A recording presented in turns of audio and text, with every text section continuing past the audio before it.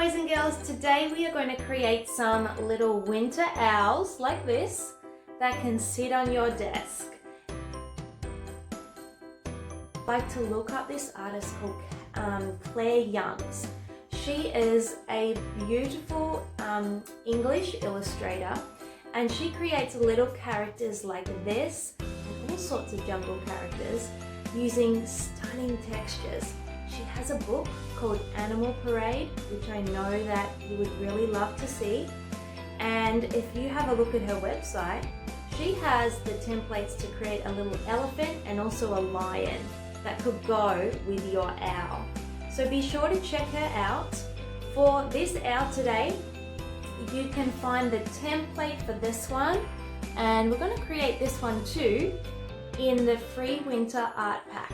So have that handy to download from Mini Monet Art School, and grab your watercolors, your paint palette, you need some cardboard and a scratching tool, and let's get started exploring textures and patterns to create this winter owl. In our free art pack, you're going to find two little templates to create these owls, and they're going to fit on this A3 page.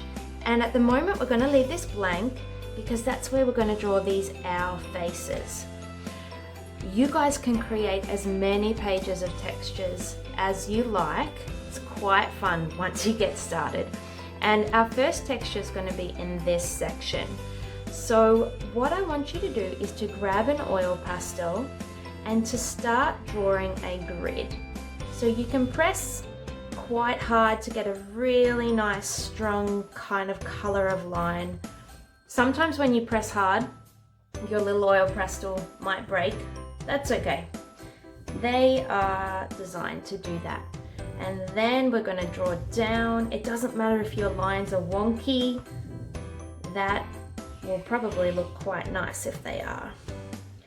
So once we have a grid, the next step is to grab our white oil pastel. And I'm going to draw my white lines in between. Now you might not see this in the video, but I can see as I'm drawing, the white is sort of blending in with those orange lines that I have done. And this is going to look actually quite gorgeous when I put my watercolor paints over the top. Our second texture is going to go just here. I'm going to leave this and come back to it with my paint. I'm going to use a really light colored oil pastel now. So I've got this really like light bright pink, and I'm going to color all in this big square, making sure there's no white flecks. Then we're going to grab a darker colored oil pastel and go over the top. So you need to press a little bit hard here, and you can see that my pink underneath is showing through a little bit. That's okay, we're going to color all the way over the top, and then I'm going to show you a fun technique to scratch into this. Now you can grab a scratching tool. I have a fork here. I also have a skewer, and you can even use the end of your scissors. So find something to scratch in, and we'll see which one works the best. You can see how I can now make some wiggly lines. These might end up being feathers on my little owl. I can do little scallop shapes, and what's happening is my scratching tool is scratching off the top layer, so the darker layer of my oil pastel, and revealing the lighter color underneath. Let's see what happens with my fork. Now the final section of our page, here we are going to create some patterns. So all we have to do for this one is have fun with some shapes.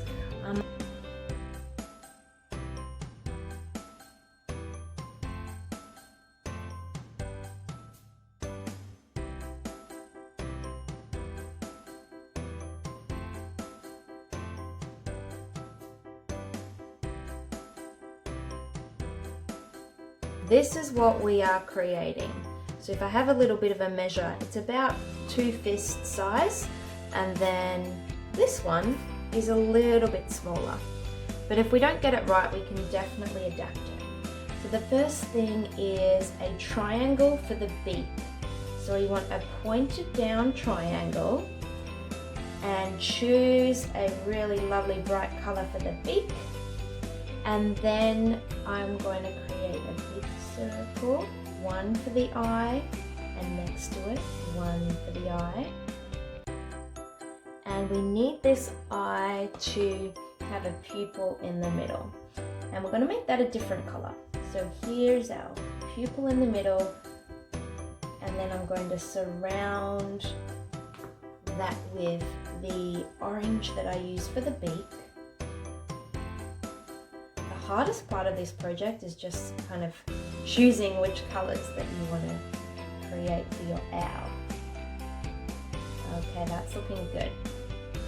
And then we will, let's see, what should I do? Maybe a blue?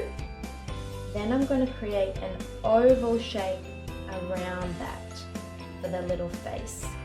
If we create it too big, we can just trim it off. So bigger is definitely better than too small. Something like that looks good. And then let's color that in. Now, when we're coloring, it's totally fine to have some flecks here.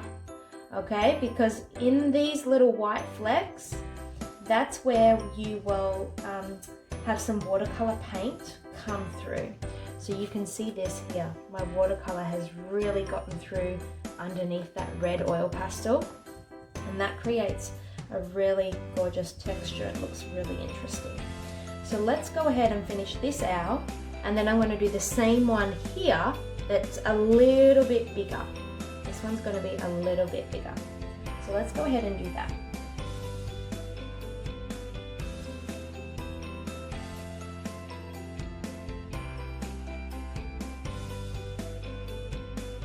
Well, it is time to put our watercolor on top. So I'm going to dip my paintbrush into the water and grab a little bit of watercolor paint on my brush, and I'm going to take my brush over the top of all the textures that I created. Now you can see in the first texture, this grid, can you see that white oil pastel that we did in the grid? It is coming through.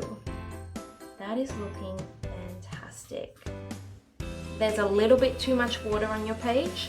You can just grab some paper towel and remove some of it, which is also a really fun tip so we don't have too many pools of water. Let's go ahead and paint with our watercolors.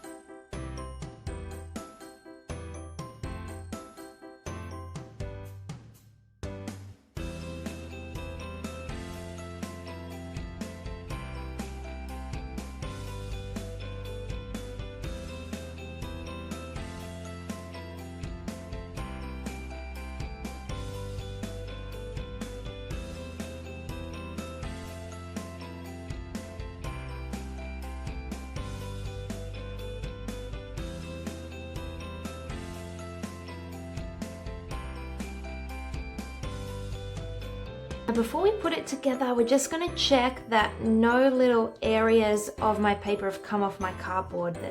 So I'm going to glue those down, and then I'm going to choose which face suits which bird, and I'm going to glue that on top.